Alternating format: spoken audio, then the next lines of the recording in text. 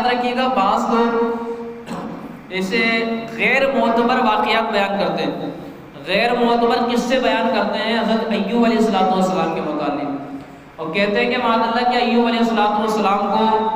کوڑ کا مرض ہو گیا تھا، جذام کی بیماری ہو گئی تھی۔ تو یاد رکھیے گا اللہ تبارک و تعالیٰ اپنے محبوبوں کو، اپنے جو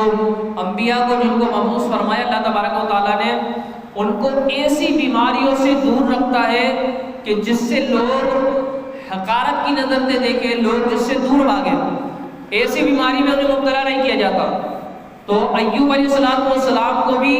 کوڑ یا جذام کی بیماری کے اندر مبتلا نہیں کیا گیا تھا۔ یہ لوگ اپنی طرف سے باتیں بنا کر بیان کرتے ہیں، غیر معتبر واقعات بیان کرتے ہیں۔ ایوب علیہ السلام کو نہ تو کوئی جذام ہوا تھا اور نہ ہی کوئی کوڑ کا مرض ہوا تھا، بس آپ کے جسم پر